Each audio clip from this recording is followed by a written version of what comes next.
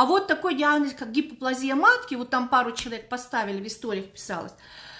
Во время моего обучения в институте был такой тоже модный диагноз – инфантильная матка. На самом деле инфантилизм – это значит правильно, значит, если смотреть определение в медицинских словарях и в словарях болезней, это вот тут, это не хватает, это ментальное или, как правильно сказать, неврологическое поражение, то есть недоразвитие, инфантильный человек, то есть он у него...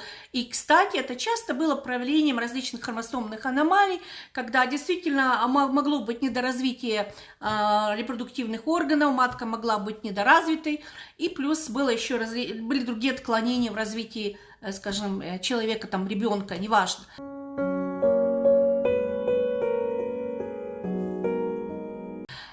Такие диагнозы встречаются крайне редко. И вот когда мы говорим, что матка недоразвита, это да, это мы можем называть гипоплазия матки. Но в таких случаях, если матка недоразвита, давайте я вам включаю логику. Я очень люблю, когда у женщин включается логика мышления. Давайте включим логику. А для чего матка? Ну вот для чего матка? Для того, чтобы вынашивать ребенка. Правильно? Правильно. Хорошо, а как проявляется ее функция этой матки? То есть, если женщина беременна, начинается беременность, если не беременность, что происходит? То есть, не произошло зачатие, что происходит? У нас происходит менструация, потому что все гормоны падают, все, и матка готовится к новому циклу. То есть, матка реагирует на гормональные изменения, на вот эту овуляцию и на прочее. То есть, это орган-мишень мы называем.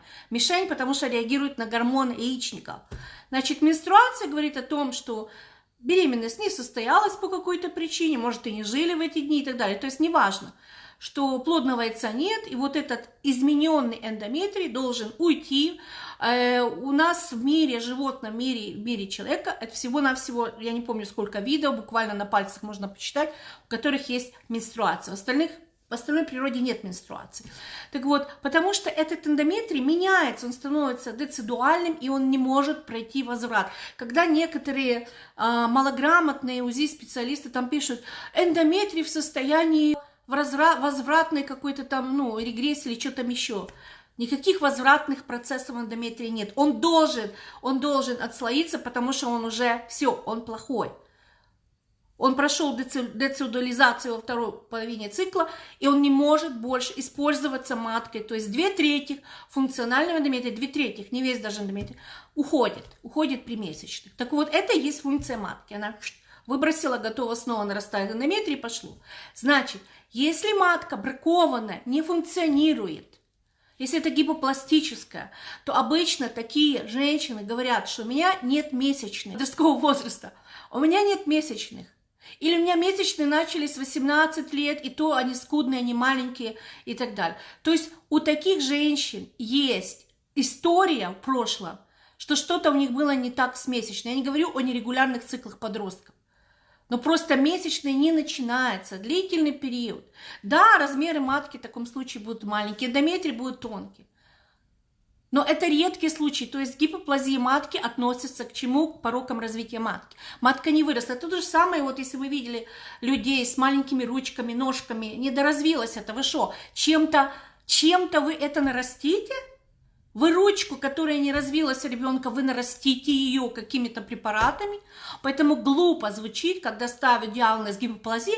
Будем вам наращивать матку гормонами. Сидите годами на гормонах, мы вам будем наращивать матку. Хуже всего, когда гипоплазию ставят женщин, которые уже родили. Есть такие врачи, которые ставят гипоплазию матки, женщин, которые родили.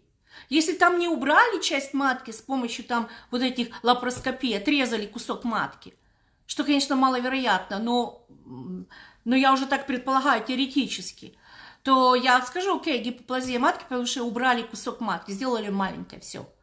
Но в реальности, если у вас месячные начались в подростковом периоде, и неважно, они были регулярные, нерегулярные, важно, что они шли периодически, то это не говорит о том, что у вас гипоплазия матки. А вот при анатомических дефектах, как однорогая матка, а двурогая матка, да, может быть гипоплазия, может быть нарушена полость матки, меньше по размерам, потому что это порок развития. Но опять же, не пробовал беременеть, не надо делать выводы, что вы никогда не забеременеете и выносите. Значит, о гипоплазии матки можете забыть, и если вам какой-то врач ставит такой диагноз, при этом у вас идут менструальные циклы более-менее нормально, регулярно, это говорит о некомпетентности врача. Можно помахать ему ручкой, вот так помашите, и до свидания.